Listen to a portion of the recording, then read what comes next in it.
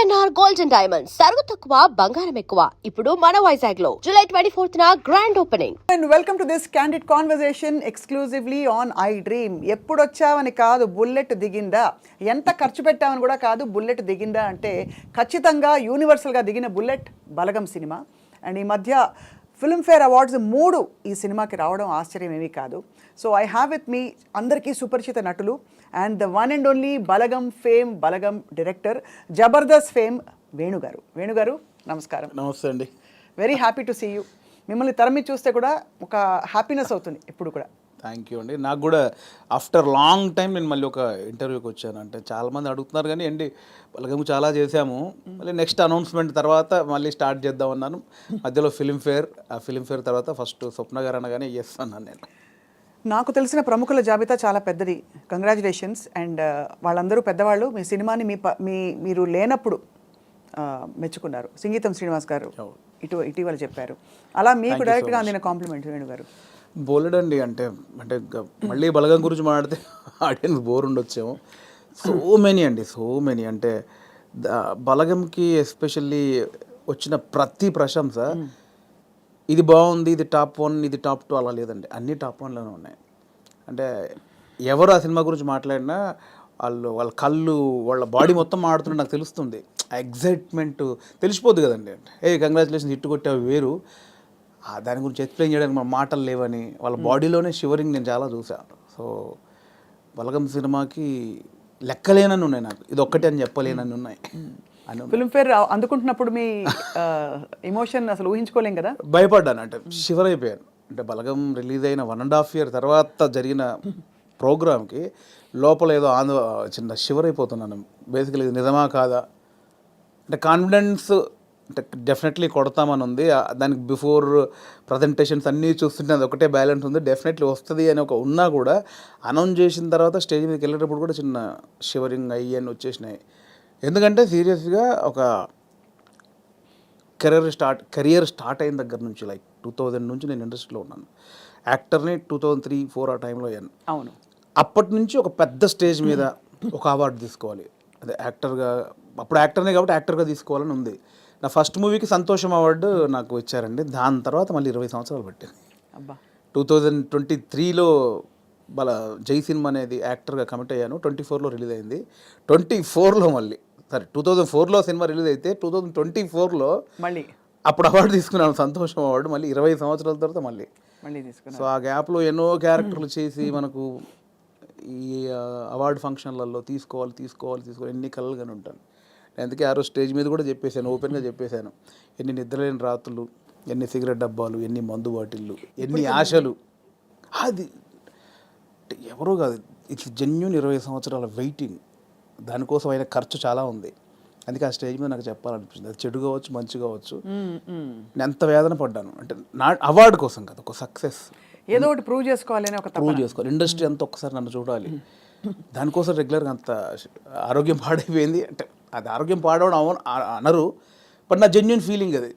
ఎన్ని రాత్రులు, ఎన్ని డిస్కషన్లు, ఇవన్నీ జరిగాయి కాబట్టి అదంతా ఇంత సాలిడ్గా మళ్ళీ ఒక ఫిల్మ్ఫేర్లో ఒక ఇయర్కి బెస్ట్ డైరెక్టర్, బెస్ట్ మూవీ, అది టాప్ నాచ్ అవార్డ్స్ అవి. అందుకనే ఇప్పుడు లీగ్ మారిపోయింది. ఇంకా వాళ్ళ వేణుగారు గుర్తుపడతారా లేదా అనుకున్నాం మీ అందరం. అదేం లేదండి, బలగం వేనే ఎప్పుడు కమెడియన్ వేనే. ఇంక 20 సంవత్సరాల తర్వాత కూడా నేను కమెడియన్ వేన్గా చూడవచ్చు, నాకు అది ఇష్టం బాగా. కానీ మీకు చాలా స్ట్రాంగ్ ప్రెజెన్స్ అండి యాజ్ అన్ యాక్టర్, కమెడియన్ కూడా. ఆ తెర మీద కొద్దిసేపు వచ్చినా కూడా ఒక్కసారి అంటే కొంతమందికి ఆ లగ్జరీ ఉంటుంది. సో రెండిట్లో మరి ఏది ప్రిఫర్ చేస్తారు మీరు? ఏది యాక్టింగ్ అప్పుడు మీరు రాజా కదా. డెఫినెట్లీ డైరెక్టర్ అనేది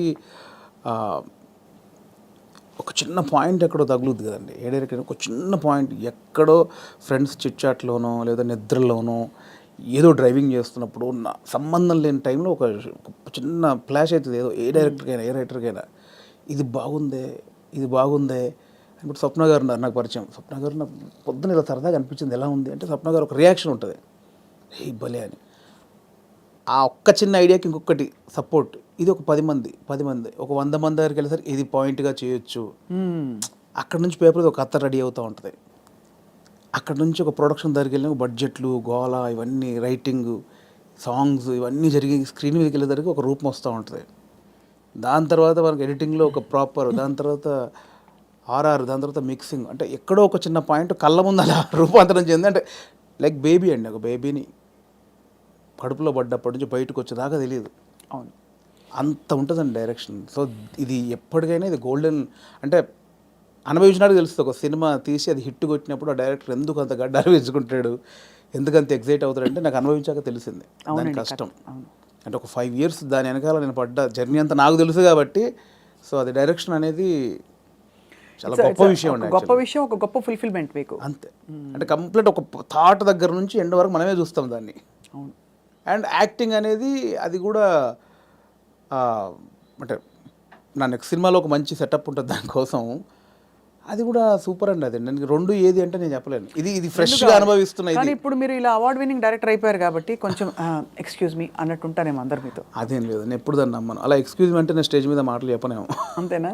అయితే ఇప్పుడు యాక్టింగ్ ఆఫర్స్ వచ్చినా వస్తాయి, కంటిన్యూ చేస్తారు? చాలా వస్తున్నాయి, బట్ నా రెండో సినిమా మీద, అంటే ఇప్పుడు నాకు బలగం ద్వారా మీరే చూశారు, చాలా రెస్పాన్సిబిలిటీ వచ్చింది. అవును, దాంతో భయం వేస్తుంది, భయం వేస్తుంది.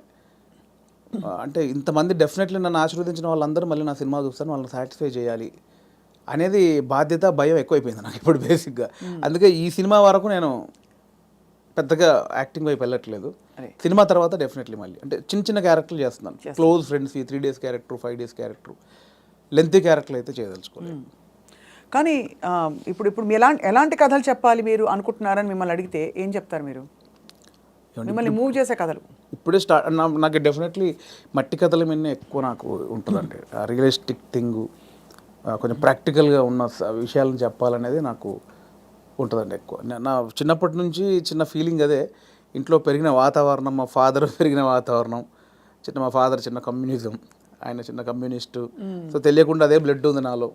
సో అందుకే చిన్న అటువైపు వెళ్తుంది నాకు. కమర్షియల్ అనేది మేబీ ఫ్యూచర్లో చేస్తానేమో, ప్రజెంట్ అయితే మైండ్ అంతా నేను చిన్నప్పుడు నా జీవితంలో, నా జర్నీలో జరిగిన విషయాలు చాలా ఉన్నాయి, చాలా ప్రాక్టికల్ విషయాలు ఉన్నాయి.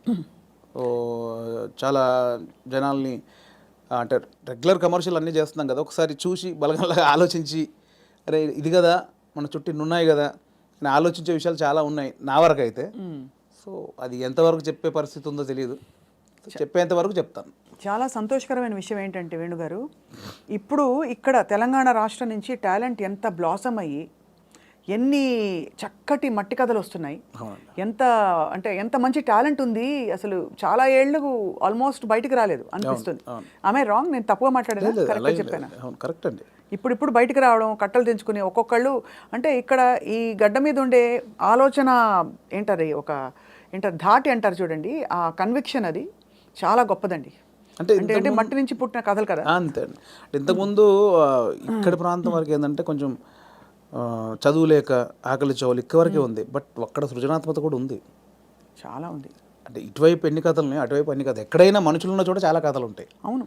సో ఇక్కడ కథలు కూడా ఇప్పుడు వస్తున్నాయి. అందుకే ఇప్పుడు అంటే ఎట్ ప్రజెంట్ నా మూడంతా ఇక్కడే ఉందన్నమాట.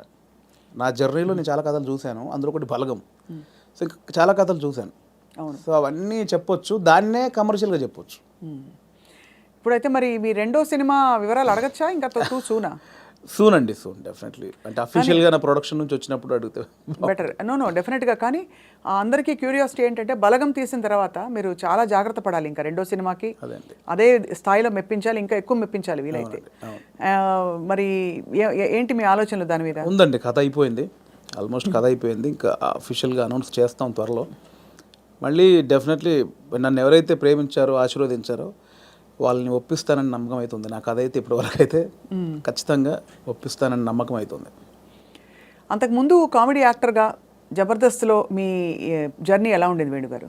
అది హ్యాపీ జర్నీ అండి, చాలా హ్యాపీ జర్నీ నా లైఫ్లో. అంటే జాలీగా ఉన్న రోజులు అవి. అంటే నేను 2004లో యాక్టర్ అయిన తర్వాత 2015 వరకు గాడ్ గ్రేస్ని అసలు వెనక్కి తిరిగి చూసుకోలేదండి. అంటే నేను డైలీ 4 షూటింగ్లు 5 షూటింగ్లు. అంటే ఈరోజు హైదరాబాద్లో ఉంటే సడన్గా మీరు వేణుగారు ఎక్కడున్నారంటే ఈరోజు ఇక్కడే ఉన్నానండి ఈవినింగ్ అంటాను, రేపు ఫోన్ చేసి దుబాయ్లో ఉన్నానండి, అదేంటి నేను ఈవినింగ్ హైదరాబాద్ అన్న, అంత బిజీగా ఉన్నాను నేను. అంత బిజీగా ఉన్నా డైలీ 3-4 షూటింగ్లు, ఈవెంట్స్ అని దుబాయ్లు, ఫారిన్ షెడ్యూల్స్, చాలా బిజీగా ఉండేవాడిని. ఐ థింక్ 4 నుంచి 15-16 వరకు నేను వెనక్కి తిరిగి చూసుకోలేదు. అంటే మా ఇంట్లో నెలకి ఒక వారం రోజులు తింటే హ్యాపీ, అంతే. అంత బిజీగా ఉండేవాళ్ళు. పొద్దున ఎప్పుడైందో, సాయంత్రం ఎప్పుడైందో, నైట్ ఎప్పుడైందో తెలిసేది కాదు. సో 15 తర్వాత కొంచెం జబర్దస్త్ నుంచి బయటకు వచ్చి అప్పుడు ఇంకేమైనా చేసుకోవాలని ఈ బలగం ఏదైతే దానికి ప్లానింగ్లో ఉన్నప్పుడు మాత్రం కొంచెం ఒక 3-4 ఇయర్స్ బాగా స్ట్రగుల్ అయ్యాను. సో కానీ ఎలాగా అంటే మీరు చెప్పారు కదా, అంటే మీరు మట్టిలోంచి పుట్టిన కుటుంబం మీది, మరి మీరు పొట్టకూటి కోసం అయినా పని చేయక తప్పదు. అవును. మరి ఒకవైపు ప్లానింగ్, ఇంకోవైపు యాక్టింగ్ ఆపర్చునిటీస్ వదులుకోవాలి. అప్పుడు మీకు సంఘర్షణ వచ్చిందా? అయ్యో చాలా అండి. అదే అంటే యాక్చువల్లీ నేను 2013లో జబర్దస్త్ స్టార్ట్ అయింది. అప్పుడు పీక్స్ నేను యాక్టింగ్లో, స్టేజ్ షోలని, యాక్టింగ్ అని చాలా పీక్స్. ఆ జబర్దస్త్కి వెళ్ళిన తర్వాత మేము ఎక్స్పెక్ట్ చేయలే, మాది స్టార్టింగ్ స్టేజ్, మాది స్టార్టింగ్ టీం, మాది ఎక్స్పెక్ట్ చేయలేదు. యాక్చువల్గా జస్ట్ ఒక 13 days, ఒక 4 రోజులు ఇవ్వండి చాలు అని తిరిగేవాళ్ళు, మా వెనకాల తిరిగేవాళ్ళు. సో ధనరాజు, మా చంద్ర అప్పుడు కొత్తవాడు, ఇంక వాడు రాలా అసలు. ధనరాజు నన్ను పక్కగా పట్టుకున్నారన్నమాట వాళ్ళు. అంటే మేము ఇద్దరే అంతకుముందు స్కిట్లు చేసాం, స్మోక్ టీవీ అని అవన్నీ చేసాం. సో వీళ్ళని పట్టుకోవాలని చాలా పట్టుకున్నారు. నేను కన్విన్స్ అవ్వాల, ఎందుకంటే సినిమా నేను అప్పట్లో కొంచెం టీవీకి వెళ్తే సినిమాకి రాలేరేమో అనేది ఉంది. ఇప్పుడు లేదు. ఇప్పుడు స్క్రీన్ అనేది ఉన్నది తప్ప big screen, small screen, phone screen లేదు. ఇప్పుడు స్క్రీన్ అంతే. అప్పుడు ఆ వేరియేషన్స్ ఉన్నాయి. సో అప్పుడు 13 రోజులు మంచి అమౌంట్ ఎక్స్పెక్ట్ చేయని అమౌంట్ ఒకటి. 4 days కదా అని లైట్గా కమిట్ అయ్యాం. ఆ 4 daysలో 13 episodes మీకు తెలుసు. అది జబర్దస్త్ స్టార్టింగ్ 18 రేటింగ్. అంటే గురువారం వస్తే వెయిట్ చేసేవాళ్ళు, గురువారం కోసం ఒక టీవీ షో కోసం వెయిట్ చేసేవాళ్ళు. సో 13 days తర్వాత మళ్ళీ బతిలాడి ఇప్పుడు అనుకున్న అమౌంట్ కంటే డబుల్ పెంచారు. సరే అని మళ్ళీ 13 చేసాం, 27 episodes చేసాం. ఆ తర్వాత ఇంకా అది జబర్దస్త్ ఎట్లా అయిపోయిందంటే తెలుగు రాష్ట్రాల్లో గురువారం వస్తే ఏంటి అనేది. ఇప్పుడు స్కిట్లు రాయడం అది కూడా ఎలా జరిగేది? అది ఉండేది. సో అప్పుడు ఏంటంటే, అప్పుడు ఇంకా ఇది మీకు తెలియట్లేదండి, ఇది చాలా అద్భుతం, మీకు ఎంత అంటే అంత ఇస్తాం, మీరు కంటిన్యూ చేయండి అన్నారు. అప్పుడు నేను ఏంటంటే, నాకు సినిమా అనేది, నేను సినిమా కోసం వచ్చాను, ఇది చాలా బాగుంది, చాలా డబ్బులు ఇస్తున్నారు, ఇంటింటికి గడప గడప వెళ్ళాం, రీచ్ అయ్యాం, ఇంత డబ్బులు వస్తున్నాయి, అటు షోలు, రెమ్యునరేషన్ అన్నీ వస్తున్నాయి, కానీ నాకు సంబంధించింది పోతుంది. అవును, నేను సినిమా అనుకున్నాను, దీనికోసం రాలేదు, ఇటు పోతే నా సినిమాకు దూరం అవుతాను, దీన్ని బయటకు వచ్చాను అండి. అబ్బా చాలా పెద్ద ఇదండి. మామూలుగా సెటిల్ అయిపోతాం మనం, పైసలు వస్తున్నాయి కదా, ఎందుకు భయ నీకు, అందుకని బయటికి వెళ్ళాక 1.5 year తర్వాత ఇది రైజ్ అయిపోయింది. అంటే ఇంటర్నెట్ ఫ్రీ అయిపోయి ప్రతి ఒక్కరికి సెల్ ఫోన్ చేతిలోకి వచ్చేసి ఇది వైరల్ అయిపోయింది. అప్పుడు ఏమైంది, నేను జబర్దస్త్ కొన్ని చేశాను కాబట్టి సినిమాలో కొంచెం దూరం అయిపోయా, టీవీకి వెళ్ళడం వచ్చేసి. అవును ఇది వచ్చేసిందని నేను దాన్ని పక్కన పెట్టేసి సినిమాకి వచ్చేసరికి ఇది పక్కకు పెట్టేశారు. అరే ఇలా అయింది ఏంటి అని కసిలో మళ్ళీ ఒక 1 year చేసాం. అవును, మీరు తిరిగి వచ్చినప్పుడు అయితే వెల్కమ్గా తీసుకున్నారు మిమ్మల్ని, తీసుకున్నారు. మళ్ళీ 1 year చేసిన తర్వాత అప్పుడు ఇంకా మైండ్లో డబ్బు అని మళ్ళీ ఇటు వెళ్ళినోని మళ్ళీ ఇటు వచ్చా, ఇక్కడ మళ్ళీ డబ్బు కోసం వచ్చా, బట్ లోపల మాత్రం ఇది కాదని నన్ను వేధిస్తుంది అనమాట. మళ్ళీ బయటకు వచ్చాను. ఆ మళ్ళీ బయటకు వచ్చిన తర్వాత 2015 మిడ్లో బయటకు వచ్చామండి. అప్పటి నుంచి అరాకొర అప్పటి నుంచి స్ట్రగుల్ స్టార్ట్ అయింది. ఆ 15 మిడ్లోంచి 2020 వరకు ఆ 4 years ఇటు లేక అటు లేక ఆ 4 years బాగా స్ట్రగుల్ అయ్యాను. అది మేజర్ నా కెరియర్లోనే వెరీ బ్యాడ్ పీరియడ్. అంటే తినడానికి ఉండడం వేరు, అది వేరు, బట్ మైండ్ బిజీగా ఉండడం మెయిన్ ఇంపార్టెంట్. అవును, మైండ్ బిజీ, మనం అసలు ఎటు వెళ్తున్నాం అని ఒక తెలుస్తుంది కదా లోపల. పొద్దున 6 గంటలకు వేస్తే స్టాఫ్ వచ్చారా, పొద్దున 12 గంటల వరకు ఈ షూటింగ్, మధ్యాహ్నం ఆ షూటింగ్, దుబాయ్, ఇటు ఆస్ట్రేలియా, ఇవి అన్నిట్లో ఈ స్కిట్ల బిజీ ఉంటుంది. ఇప్పుడు మీరు ఇందాక అడిగారు స్కిట్లు, మినిమం ఒక స్కిట్ రాయడానికి 2 రోజులు పట్టేదండి. ఎవరు రాస్తారు? నేను, నా టీమ్ మెంబర్స్, ఎవరైనా ఒక రైటర్, అంటే మనకు సింక్లో ఉన్న మెయిన్ టీమ్ లీడర్ దగ్గరనే ఉంటుందండి. ఇంప్రూవ్ అని ఉంటుందండి యూఎస్లో, అంతా ఉంటుంది. ఇది 100% ఇంప్రూవేషనే స్క్రిప్ట్ అండి, స్క్రిప్ట్ రైటింగ్ ఏ ఉండదు. సో మీకు దానికి నేపథ్యం, మీరు థియేటర్కి వెళ్ళారా? థియేటర్ ఏం లేదండి, నాకు థియేటర్ ఎక్స్పీరియన్స్ లేదు, జస్ట్ మీరు చూసి నేర్చుకున్నారు.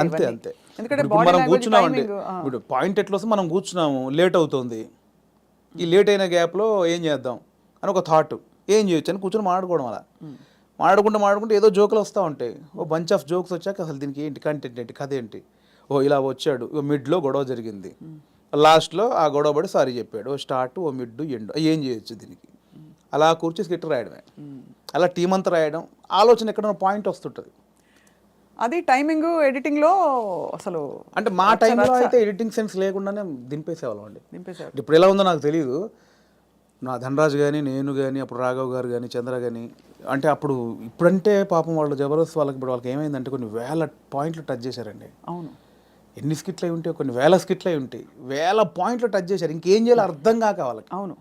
అప్పుడు మేము కొత్త కాబట్టి మాకు అన్ని కొత్తయే, ఆల్ పాయింట్స్. ఇప్పుడు అత్తా కోడళ్ళు 100 పాయింట్లు ఉంటాయి, అప్పుడు మాకు అవన్నీ కొత్త. ఇప్పుడు అత్తా కోడలు చేయమంటే ఏది చేసినా కూడా ఆల్రెడీ చేసినట్టే ఉంటుంది. సో అట్లా మాకు చాలా పాయింట్స్ దొరికేవి. ఇప్పుడు చంద్ర మొత్తం ఫ్యామిలీస్ మీదకి వెళ్ళిపోయేవాడు, నేను అన్నీ కొంచెం టిపికల్గా ఉండాలి, అరే నేను ఈ కొంచెం కొత్తగా ఏదో చేసేవాడిని, ధనరాజు ఇంకో, అట్లా ఎవరి కేటగిరీ వాళ్ళకు ఉండేది. సో అప్పుడు పోటాపోటీ బాగా చేసాము. సో ఆ 15 నుంచి బయటకు వచ్చాక అంత మంచి రెమ్యునరేషన్స్ కానీ, ఈవెంట్స్ కానీ, మీకు తెలుసు ఈవెంట్స్ ద్వారా మంచి ఆర్టిస్టులకు మంచి ఆదాయం ఉంటుంది, చాలా బాగుంటుంది. అదే కదా. సో అటు ఇటు మిస్ అయ్యి ఈ 15 నుంచి 20 వరకు నేను దాదాపు మీరు ఎక్స్పెక్ట్ చేయలేని అమౌంట్ మిస్ అయిపోయాను. సో ఆ లోపల అది ఉంటుంది, అది బాధ అనమాట, తిండికి బాధ కాదు. అనవసరంగా దాంట్లోంచి బయటకు వచ్చావు, ఇప్పుడు ఇంత పోయింది, ఇప్పుడు ఇది లేదు అది లేదు. ఇప్పుడు మన బతుకులకి నువ్వు వచ్చిన నేపథ్యానికి అది చాలా పెద్ద అమౌంట్. దాన్ని మిస్ అయిపోయామే, తప్పు చేసామా, ఒప్పు చేసామా, అనవసరంగా సినిమాని ఓ పెద్ద బిల్డప్ ఇచ్చుకొని బయటకు వచ్చావు, ఇక్కడ ఇది లేదు, అక్కడ అంతా సాలిడ్ అమౌంట్ మిస్ అయిపోయి ఏంట్రా తప్పు చేసామనే గిల్ట్ ఒకటి ఉంటుంది చూసారా, ఆ గిల్ట్ ఎక్కువ పోయాను అనమాట. అవును, లక్షల సంపాదన వదులుకోవడం అంటే ఈజీ విషయం కాదు. అండ్ ఇప్పుడు పొద్దున్న లేవగానే ఇంకొకటి అండి, ఒక బిజీ పర్సన్ మీరు ఉన్నారు స్వప్న గారు అంటే, మీరు ఇంకా మిమ్మల్ని కట్టేసినా కూడా మీరు ఆగలేరు, ఎందుకంటే మనకి అంత ఉంది, అంత పని చేసేవాళ్ళు పొద్దున్న లేవగానే మనం ఏం పని లేదంటే ఎలా ఉంటుంది. అదే బిగ్గెస్ట్ కామెడీ స్కిట్లా ఉంటుంది. అంతే, అది దానంత నరకం ఉండదు. పొద్దున్న లేవగానే ఆ స్కిట్, షూటింగ్, అట్ట ఇట్ట మైండ్ అలా పెట్టే మైండ్కి ఏమీ లేదంటే అది దానంత నరకం ఇంకోటి ఉండదు. అలా ఒక 3 సంవత్సరాలు ఫేస్ చేసిన తర్వాత ఆ ఫ్రస్ట్రేషన్లోంచి వచ్చిన ఐడియానే బలగం. అంటే ఇన్ని రాసాము, నేను చాలా సినిమాలకు అంటే చాలా సినిమాలు కాదండి, నా ఫ్రెండ్స్ డైరెక్ట్ చేస్తా ఉంటే వాళ్ళకు నేను సబ్జెక్ట్లో కూర్చునేవాడిని, కామెడీ ట్రాక్స్ రాసి ఇచ్చేవాడిని. అండ్ సినిమాలో మేము కామెడీ సినిమా షూటింగ్ చేస్తూ ఉంటే ఏదైనా మనం ఇంప్రూవ్ చేసిన పంచ్ ఉంటుంది, అది స్క్రీన్లో చూస్తే పేలింది అంటే నాకు ఆలోచించే ఉంది. ఇప్పుడు స్కిట్లు నేను ఆల్మోస్ట్ 100 స్కిట్లు రాసా, వర్కౌట్ అయినా చాలా, అంటే నా ఆలోచన నుంచి పుట్టినాయి కదా. సో నాకు నేను ఎందుకు చేసుకోకూడదు అంటే, ఎప్పుడు ఒక అవకాశం ఒకరు ఇస్తారు, డెఫినెట్లీ అందరు ఇస్తేనే ఇక్కడ దాకా వచ్చాను. బట్ ఇప్పుడు ఇంత మనకు ఒక నాలెడ్జ్ వచ్చిన తర్వాత కూడా వెయిట్ చేయడం ఎందుకు అనేది ఆ 3 సంవత్సరాలు వచ్చిన ఇది. అక్కడ సరే నేనే హీరోగా చేసుకుందాం, నేనే రాసుకుందాం, నాకు ఒక కథ రాసుకుందాం, నన్నే ఇలా ప్రజెంట్ చేసుకుంటే దాన్ని చూసి వేషాలు వస్తాయి మళ్ళీ అనే దాంట్లో నేనే ఒక పాయింట్ అనుకుందామని స్టార్ట్ చేసిన జర్నీ.